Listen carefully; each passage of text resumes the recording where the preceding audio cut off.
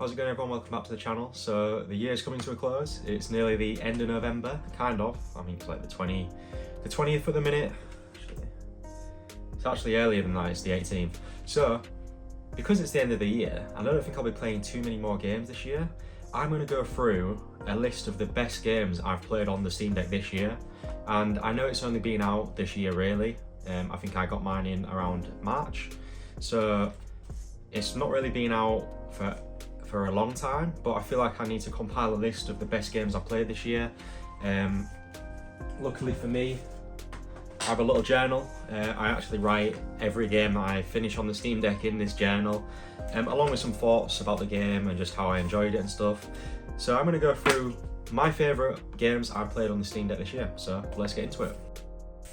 So number one, well, I like to say this list isn't in no particular order. Like, I've enjoyed every single one of these games on this list, kind of because I've finished them. I feel like if I've played a game and not enjoyed it that much, I just haven't really finished it. So this book is literally just filled with games that I've finished on the Steam Deck. And I say filled, there's not tons of games in here because they're all reasonably like long games, but it's a decent list and I felt like I should go through them. And yeah, we'll go through them, and I'll also talk about how they perform on the Switch, which is like one of the major things, right?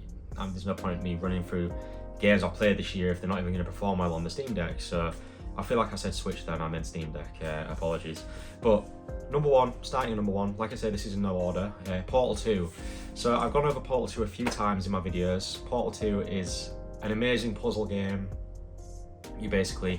I know some of you guys might not have played it, or you might be interested in it, you might have heard of it but not really known what it is. It's a puzzle game where it's very like sci-fi-esque, and it's got a great voice cast. You've got classic enemies such as GLaDOS, this super AI computer, and she's determined to like kill you in any way possible.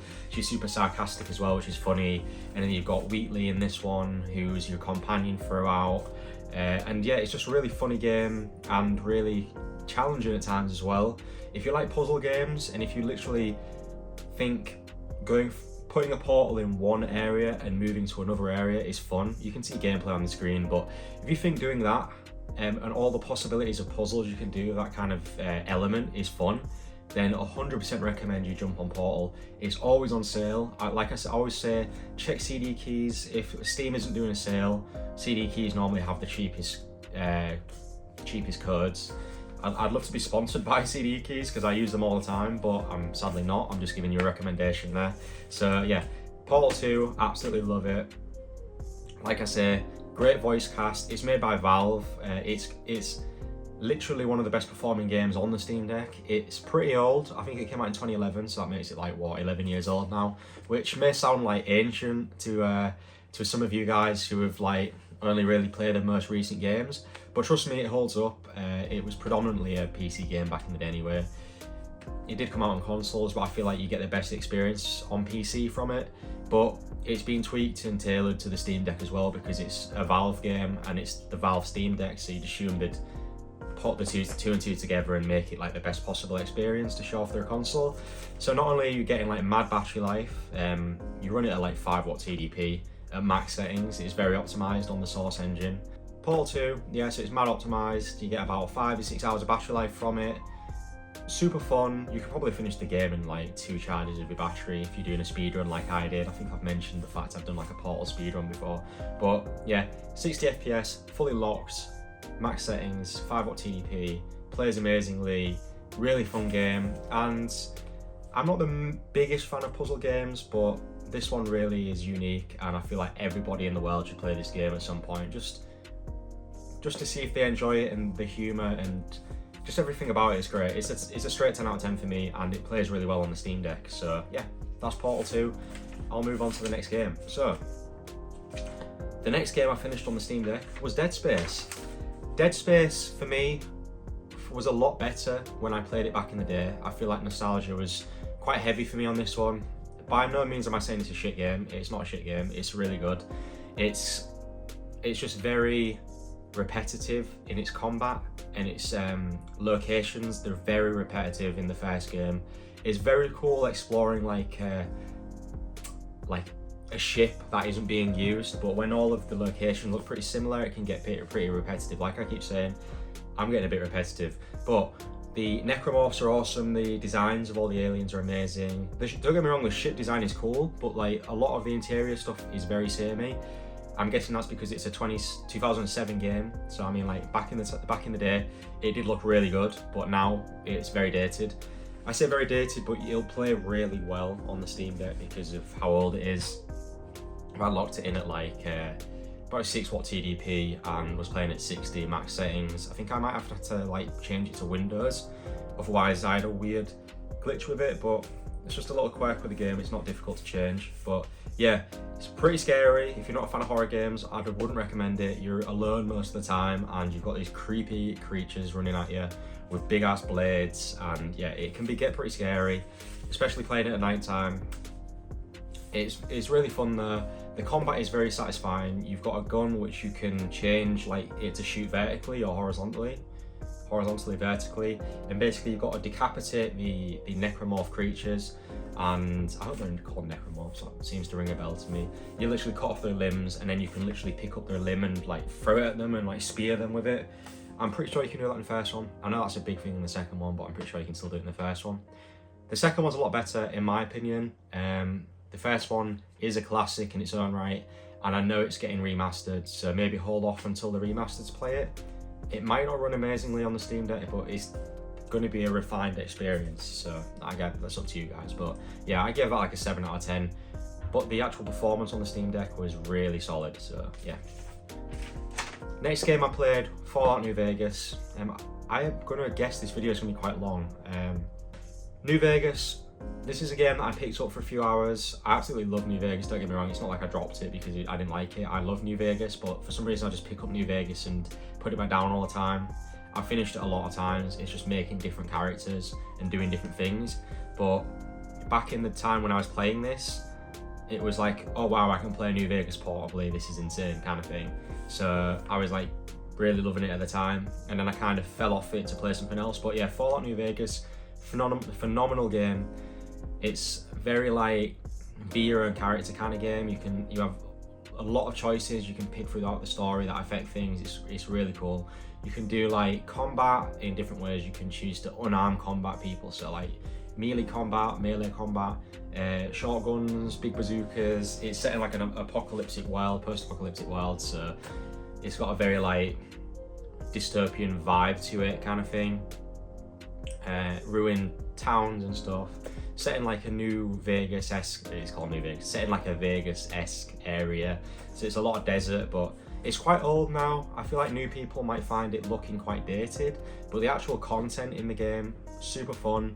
Some of the side quests are so funny, but yeah, definitely recommend you playing it on the Steam Deck. It plays really well. I don't think I had any issues. I think I managed to get it running at 60, I'm pretty sure.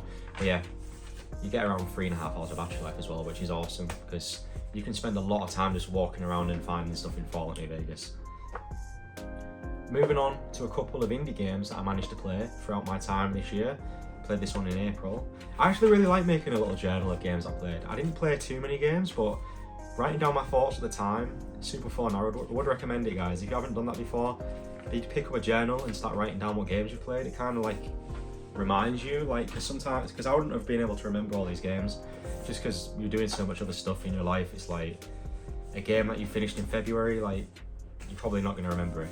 So yeah, anyway, Little Nightmares. I picked up the 1 and 2. I've never played them before. Played the first one, absolutely loved it. 2D horror game. Finished it in 2 hours time, it says here. So quite short, but the experience is really fun. You can definitely pick this up for cheap.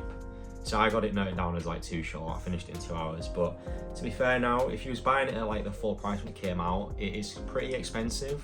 But now you can grab it for like £4, so it's definitely worth the money. Really creepy. I mean, me and my girlfriend enjoyed playing this together. It was a fun couple game because I just had the controller or the Steam Deck, and I was pretty much doing all of it, and she was watching, and like I was getting really scared because you have these like creatures who are like crawling through vents trying to grab you and stuff. It's really cool. But yeah, it plays really well on the Steam Deck. About 5 watt TDP. You get like 60 FPS, so I definitely would recommend it. And if you love little 2D horror games, like indie horrors, definitely have a look. It's really fun. Same goes for number 2. A little bit higher budget on this one. I didn't actually play number 2 on my Steam Deck, so I'm going to skip it. But for the sake of me just seeing if it's a good game, it's definitely worth playing. A little bit on the pricier side, but finished it in around 5 hours. But some of the enemies in it are really cool. I did really like some of the bosses in this one. So yeah, would recommend it. Definitely worth playing after the first one. Next game I finished on the Steam Deck is Dishonored. So I think I've spoke about this in a video I've done previously. Amazing game. It's very like assassin-esque. So if you're kind of a guy who loves, or a girl who loves to just go in guns blazing and blow everything up, maybe not the kind of game for you. The way I see it is like, you have to be ultra stealthy, otherwise you're going to get killed, because there just isn't enough ammo in your gun. You've got like a blade, you've got all these special abilities which enable you to like get places, you know, get higher places, get vantage points, and just do things real strategically and stealthily. I definitely would recommend you playing it in like a stealthy way first. You can definitely go for it guns blazing, but it's just your character's not really built for that and you'll die pretty quickly. But yeah, if you're a fan of stealth games, it's insane. I absolutely love it. I think I've said this a lot on my channel, but every single time I use Corvo's blink mechanic, I feel like it's one of the most satisfying things to do in like a traversal mechanic in a game. I absolutely love it. Especially when you upgrade it to a further distance, you can literally just climb up the side of buildings with it and like just pounce on people. But yeah, if you love assassin style games, it's first person. It's kind of set in a dystopian future as well, which is pretty nice. Like I say, main character's an absolute badass. It works really well on the Steam Deck, which is a shame because the second one doesn't work nearly half as well as the first one. Quite a few years between them though, so I guess that's the problem there. But yeah, I played it for around 7 hours. You could easily do a second run. You can do like a pacifist playthrough where you don't kill anybody, you just choke them out, knock them out. But I find it really fun just to like go around just like slicing people up with your sword, but like in a stealthy way, because it's very cool where you can hide in the shadows and they won't see you kind of thing. So definitely recommend it. I wish it was a bit longer. That's kind of what I've written down there, because I just love it that much that when it comes to an end, I'm like, kind of want to play it again. But I've played the non-pacifist route so many times now, I feel like I just need to do a pacifist route, but pacifist routes are so boring. Anyway, next game. I don't know how many games I've left, guys. I apologise if this is going to take a while. I've got about 3 games left, so I'll try and speed through them. Maybe like 4 games left, yeah. About 4 games left. So I played Metal Gear Solid 3 for the 20 millionth time. If you've been watching my channel for a while, you'll know that I actually love this game. Favourite game of all time. I've kind of tried to theme my Steam Deck over it. It's got like an unofficial Snake Eater camo style to it. Just like Snake when he changes his camo to suit the environments. Yeah, not really got much to say about this. It's absolutely phenomenal game. Amazing espionage, stealthy action game with a great, weird, quirky Kojima story. It's very Hideo Kojima. If you've played any Metal Gear Solid, you'll know exactly what I mean. It's just very weird, quirky. It's set amongst like real world events like the Cold War and stuff, but with a very like supernaturally twist to it with some of the bad guys. So it adds a bit of like more silliness and funniness to it. I think it's got a very quirky Japanesey style to it as well, which is cool. But yeah, the main character, Snake, Naked Snake, aka Big Boss, absolute badass. Absolutely love that character. Story and lore amazing. The sneaking is great. Villains, like I say, the boss fights are so fun. Really cool little quirky things like if you tranquilize, because you have a tranquilizer gun, so you can play the whole game stealthy if you want. So if you tranquilize the bosses, you can take their camouflage, and it gives you different perks. Just little cool things like that. Kind of dated now because it came out in like 2004. So yeah, it's pretty old, but I absolutely love it. It's like I say, it is my favorite game of all time. So I'm ultimately massively biased towards this one being amazing. But yeah, it played really well on the PS2 emulator. I think I mentioned before, some video cutscenes slow down a little bit, which is a bit annoying. If I hadn't played or seen the game before, I'd probably have to look them up on YouTube. Some of them have like quite a bit of slowdown, especially towards the end when some of the crazy stuff starts going on. So yeah, just keep that in mind. If you're not bothered, then watch the videos on YouTube as you're playing the game. It does work. It's pretty seamless if you just watch them on YouTube. But yeah, as far as the gameplay goes, works really well. I had no issues with the gameplay. But yeah, it's just amazing to be able to play that on portably, because I know Konami are not planning on doing anything on Metal Gear Solid anytime soon, which is shit. But saying that, they brought out a Silent Hill game soon, so maybe that's got the ball running with Konami again. Maybe they're going to bring out a collection, maybe to Steam. Maybe, please, maybe. Hopefully. Anyway, Metal Gear Solid 3, Snake Eater. That is a PS2 game, so in order to play that, you're going to have to get the PS2 emulator. Yeah, check my other videos on my channel. I'm pretty sure I explain it at some point. Next game, Max Payne 3. Another amazing game. Absolutely love Max Payne 3. It's got some great replayability just because of how amazing the gunplay is in that. It's literally just like GTA 5 ragdoll physics mixed with like Stranglehold kind of gameplay. I don't know if you've ever played Stranglehold. It's a very old 360 game, PS3 game, where you literally can just dive, bullet time. I say Stranglehold, but like literally the older Max Paynes do that anyway. So yeah, it's literally like Max Payne mixed with GTA 5. Boom, bullet time, you're diving around shooting people. I love it because the combat and the physics are so funny. Like it does slow-mos when you're jumping around. It's just really entertaining and fun to play. The story's okay, it's a bit predictable, and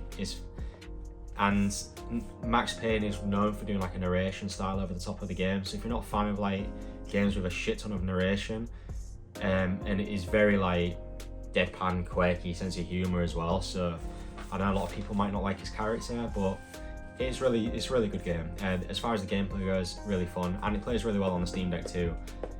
60 FPS, max graphics. I think this because it came out in like 2011 or something. As you can probably tell, I only really play all the games on my Steam Deck. I think I've said that before, but yeah, definitely worth playing Max Payne 3. And I think I've got 2 games left and we're done, yeah. So next game, Bioshock. I actually mentioned this in quite recent videos because it was around like just before October or September time. I just thought I'd boot that up again. I did finish it on the Switch when they brought out the HD collection, and then it worked well. I mean, it looked good on the Switch for the Switch being the Switch, but it was 30 FPS, which was a shame. So booted it back up on the old Steam Deck. Plays at 60 at max settings, and I got really good battery life. I think I got like 4 hours, 3.5 hours, 4 hours out of it. Game is really fun. Set in an underwater city called Rapture, and you have these abilities called plasmids, and they're like, you're basically like ice, fire, and all them kind of stuff.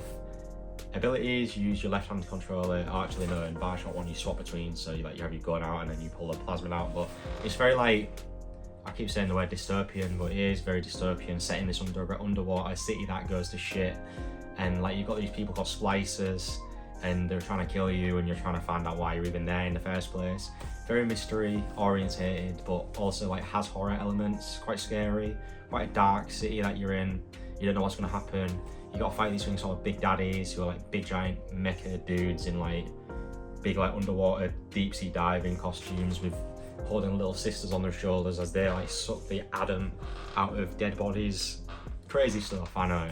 I completely sound like a weirdo if you haven't actually played Bioshock there, but definitely recommend playing it. If that like sounds interesting, definitely give it a go. It's pretty much a masterpiece of the game. So yeah, I get that 5 stars, and it plays really well on the Steam Deck. Final game, and I spoke about this one previously, kind of recently. The last game I actually finished on my Steam Deck was Batman Arkham Asylum. So the combat, obviously, if you've played a Batman Arkham game, you know that it's very, very smooth, free-flowing combat. You jump from enemy to enemy, punching the shit out of them. It's very, very fun. Never gets old, really. And then you get to like, someone tries to attack you, they have like the blue beam above your head. A lot of games have used the same combat system since. You have like to counter the move. It's just very free-flowing. And if you're a fan of Batman, it's a no-brainer, you have to play it. If you like Batman and haven't played this, then you're not a true Batman fan. Sorry to say it, but you're not. These games are amazing, and they do Batman a massive favour. Just in Batman lore and Batman world. So if you're a fan of Batman, definitely have a look at these Batman Arkham games. First 2 play really well on the Steam Deck. Some of you guys have told me in the comments that the newest one, Batman Arkham Knight, I said newest, it came out like 6 years ago now. But yeah, Batman Arkham Knight does play, you've just got to disable a few settings, and it doesn't run as well as the other 2, but it still plays. So you can technically play the whole trilogy on the Steam Deck. First one had 0 issues with 60 FPS full settings. City, which was the next one, had to drop it. I think I played at 50 FPS, and I have a mix between high and low, high and medium. So it's not full settings, but it does look amazing on the screen. So yeah, that completes the list, guys. I'm currently playing Persona 5 Royale at the minute, and that's going to take probably the rest of my year up because I've got God of War on the go as well. Not Ragnarok. I thought I'd play the first one first. Surprisingly, it does play on the Steam Deck, but I'm playing it on my PC. So yeah, hopefully that was an entertaining watch. Me ramble about games for a long time. But if this is giving you any kind of like idea on what to play next on your Steam Deck, give me a comment and let me know what you're playing at the minute. And thanks for watching. I massively appreciate it. I think we're coming up on 6K subs soon, which is awesome. Keep commenting, keep subscribing. I'll keep making videos for you guys, and yeah, I'll speak to you guys in the next one.